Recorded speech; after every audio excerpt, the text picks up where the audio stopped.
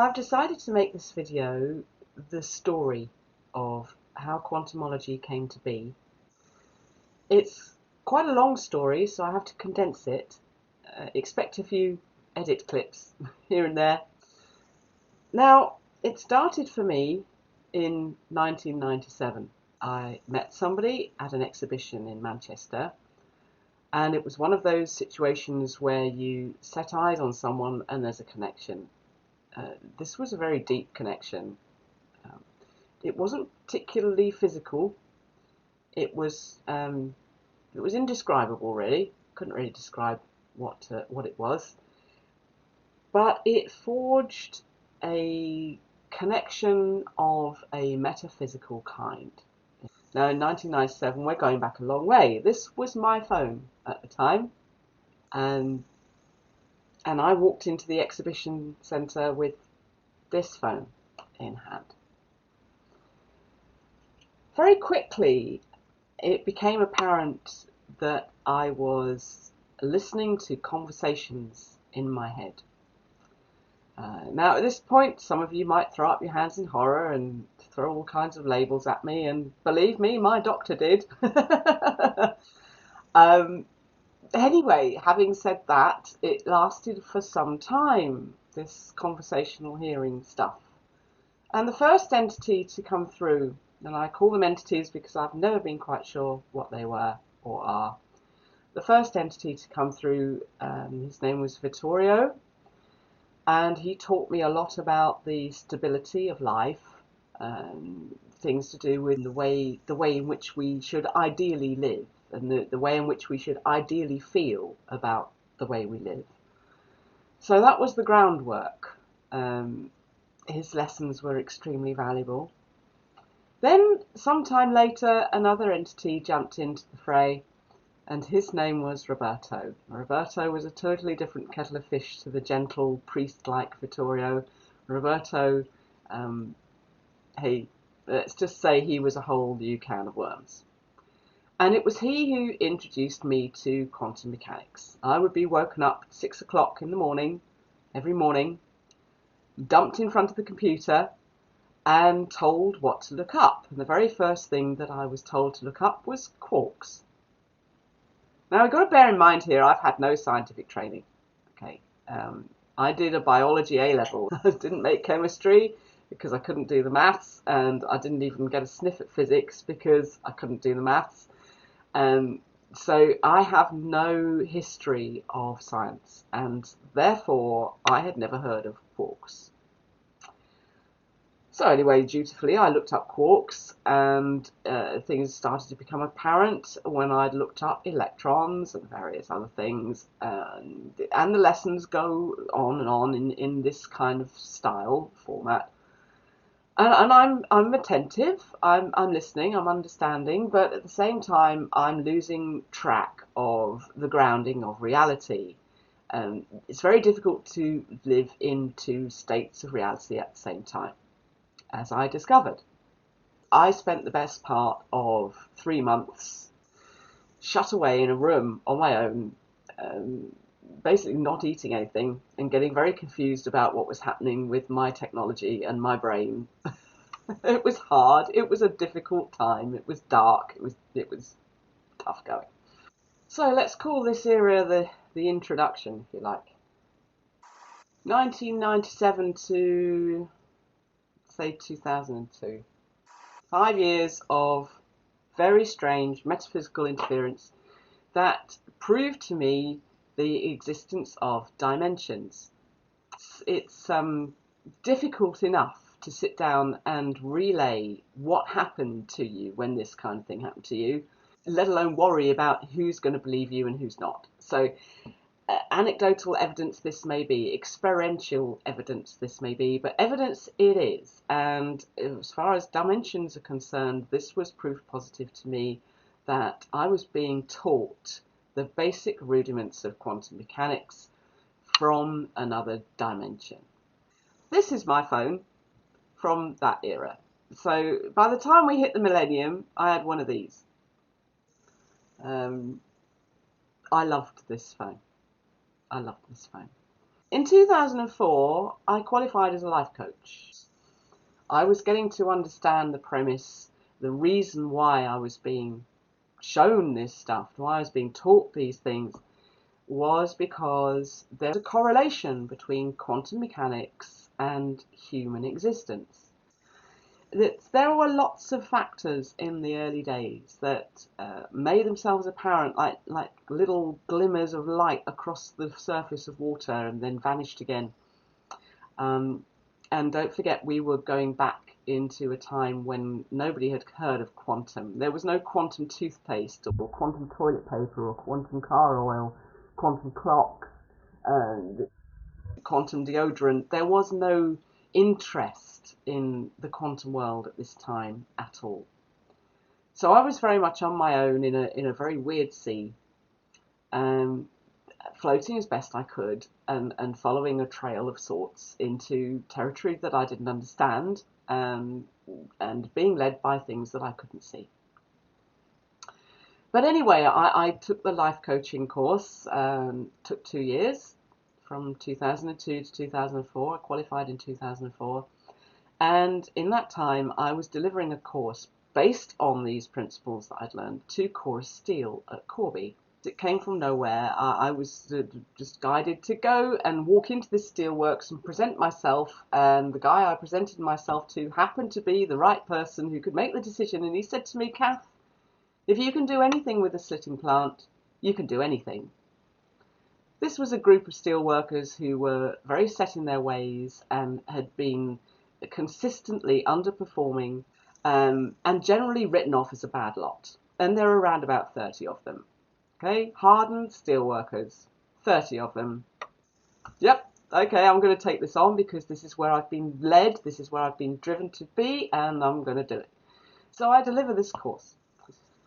3 years later, I'm happening by Corby and I drop in to say hi. And I drop in to say hi on exactly the right day.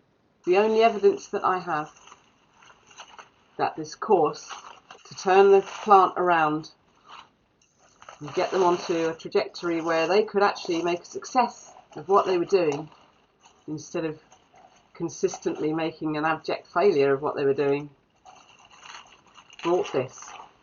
1,000 lost time injury-free days. And the date is March 2005. During my introduction to quantum mechanics, I had delivered this course to Chorus Steel that had achieved that. Turned the whole thing around.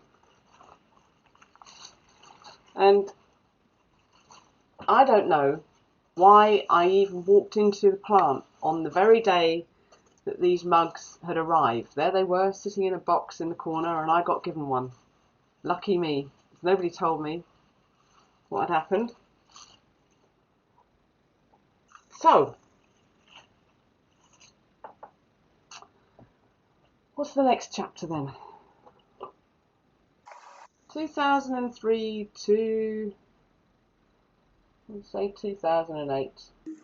These were the years when the conversations in my head slowed up somewhat. Life was getting back to normal. Obviously, I couldn't have delivered a course to Chorus Steel had I not been living a normal kind of existence by then. But I was still getting the should we say, the guidelines of what to look up and what to do, how to learn, how to live with this stuff, and the experiential evidence just kept coming along that I was not alone in this track, that there was something there wanting to teach me what was what and wanting to show me how to live it, and therefore how to explain how to live it, presumably one day, eventually, in a day that I couldn't possibly have foreseen. 2008 was a bit of a milestone. I was doing a temp job as a receptionist, and I got this very commanding voice: "Look up neutrinos." What are neutrinos? Never mind what neutrinos are, I'll just look them up. And I found this conference was happening in Italy. It's called Cryodet 2, this conference. And off I went with my tent. And I camped outside the Gran Sasso International Nuclear Facility and attended the Cryodet 2 conference. Attended quite a lot of conferences after Cryodet. Not just neutrino conferences either. 2019 I went to the Strangeness in Quark Matter conference at Bari instead. Because the WIN conference, the Weak Interaction in Neutrinos conference, banned me. They blocked me from their website, so I couldn't find the information when I'd made my first inquiry.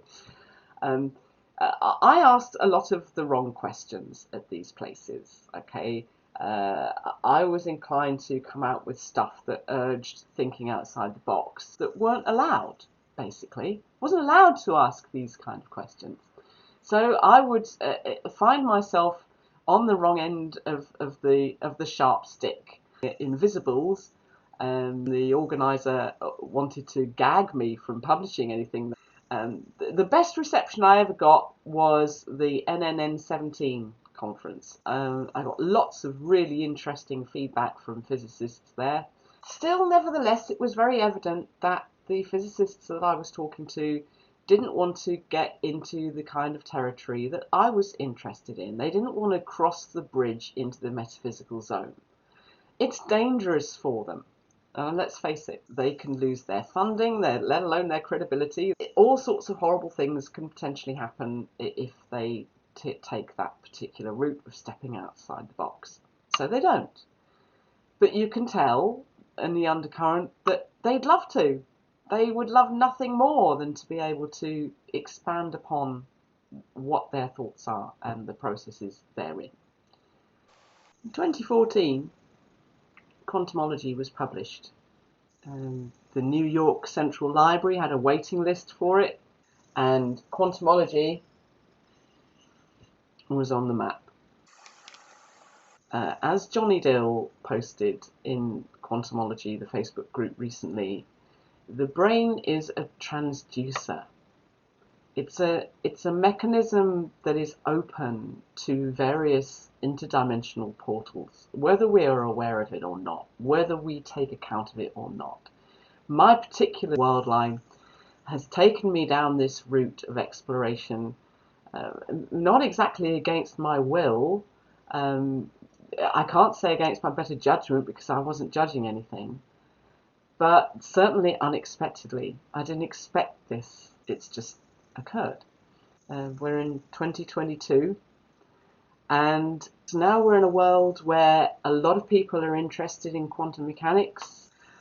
Many of the things that I was given to understand and to accept during the course of my journey in the early years have come about. The way in which the construct of reality is beginning to come together is in fact echoing the kind of premises that I was given to adopt in my own mind at that time.